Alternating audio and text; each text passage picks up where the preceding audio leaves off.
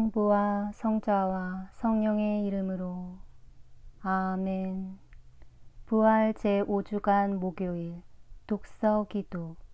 제1독서. 사도 요한의 묵시록에 의한 독서. 어린 양의 신부인 천상 예루살렘에 대한 환시.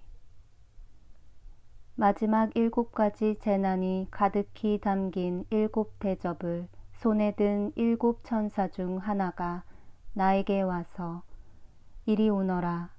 어린 양의 아내인 그 신부를 너에게 보여주겠다 하고 말했습니다. 그리고 그는 성령의 감동을 받은 나를 데리고 크고 높은 산으로 올라가 하느님께서 계시는 하늘로부터 내려오는 거룩한 도성 예루살렘을 보여주었습니다.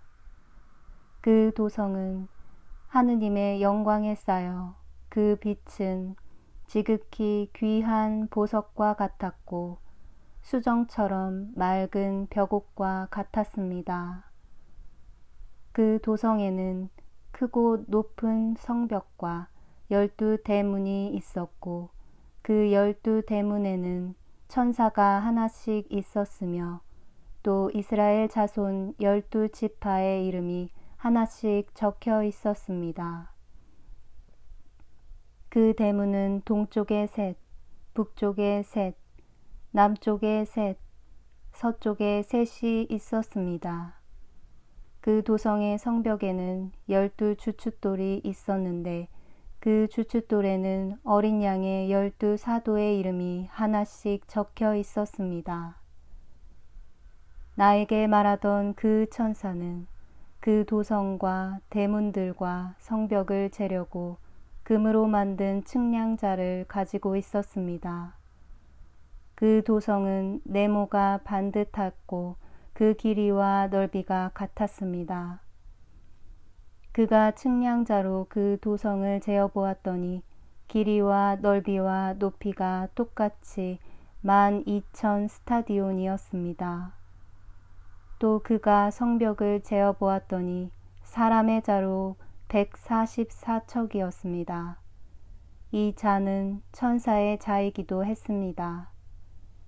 그 성벽은 벽옥으로 쌓았고 도성은 온통 맑은 수정 같은 순금으로 되어 있었습니다.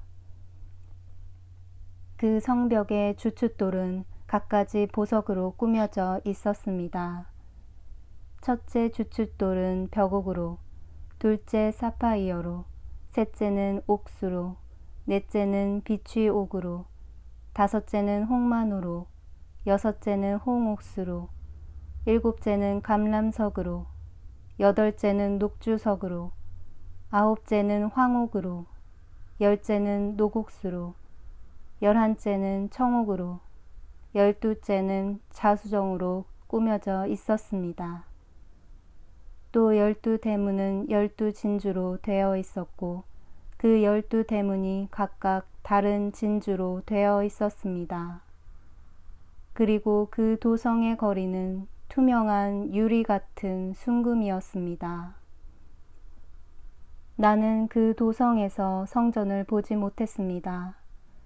전능하신 주 하느님과 어린 양이 바로 그 도성의 성전이기 때문입니다. 그 도성에는 태양이나 달이 비칠 필요가 없습니다. 하느님의 영광이 그 도성을 밝혀주며 어린 양이 그 도성의 등불이기 때문입니다. 만국 백성들이 그 빛 속에서 걸어 다닐 것이며 땅의 왕들은 그들의 보화를 가지고 그 도성으로 들어올 것입니다. 그 도성에는 밤이 없으므로 종일토록 대문들을 닫는 일이 없을 것입니다. 그리고 사람들은 여러 나라의 보화와 영예를 그 도성으로 가지고 들어올 것입니다. 그러나 더러운 것은 아무것도 그 도성으로 들어가지 못하고 흉측한 짓과 거짓을 일삼는 자도 결코 들어가지 못합니다. 그 도성에 들어갈 수 있는 자는 다만 어린 양의 생명의 책에 이름이 올라 있는 사람들 뿐입니다.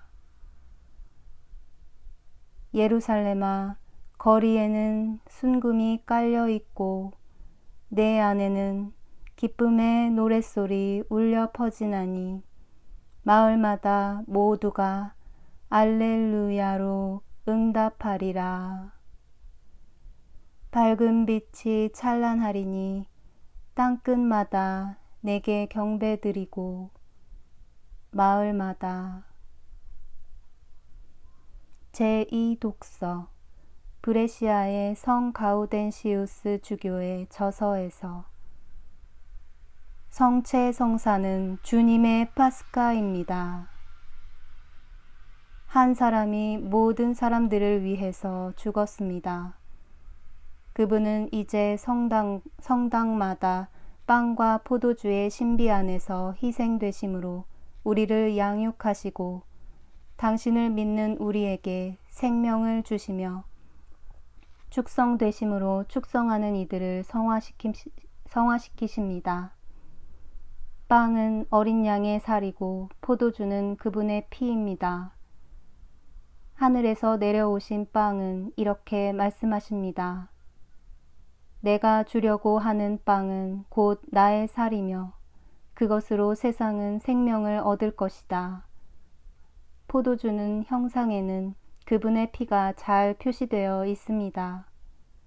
그리스도께서 나는 참 포도나무다 라고 복음에서 말씀하실 때 순환의 성사에 바치는 포도주는 당신의 피라는 것을 의미해 줍니다. 이런 이유로 복된 성조 야곱은 메시아에 관해 다음과 같이 예언했습니다. 그는 포도주에 옷을 빨고 포도의 피에 겉옷마저 빨리라. 그분이 옷처럼 입으신 우리 육신을 당신 피로 깨끗하게 하셔야 했기 때문입니다. 땅을 소출케 하시어 빵을 만드시는 자연의 창조주이시고 주인이신 그분은 빵에서 당신 자신의 몸을 만드십니다. 그분께서 이 약속을 하셨고 또 이렇게 할 능력을 가지고 계십니다.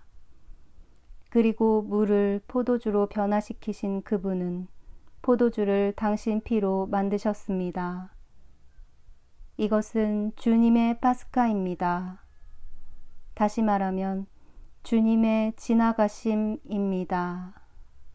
주님이 물질적인 것을 통하여 지나가시어 그것을 당신 몸과 피로 변화시키셨습니다.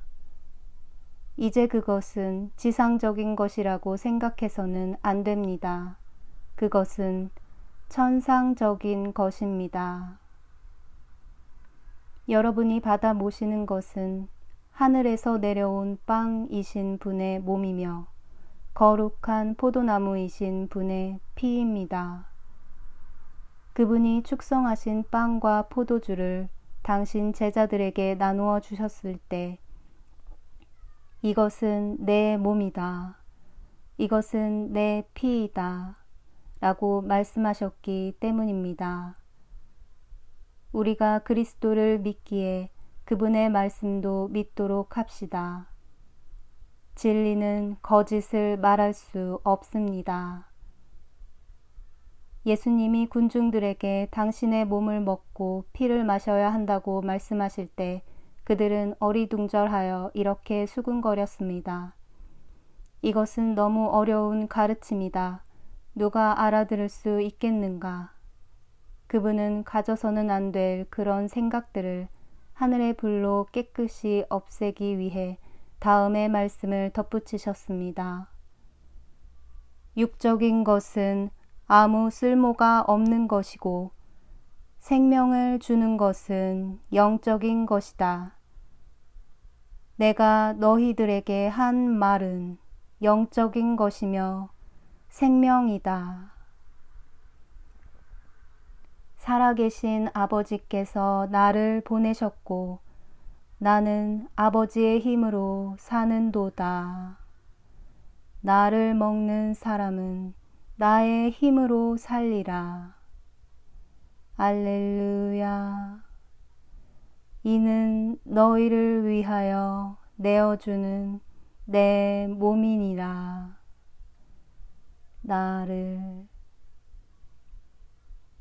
기도합시다.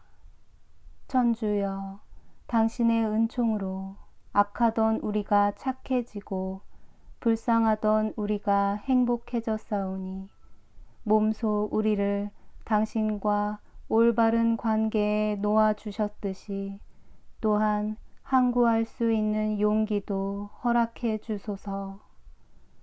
성부와 성령과 함께 천주로서 영원히 살아계시며 다스리시는 성자 우리 주 예수 그리스도를 통하여 비나이다. 아멘.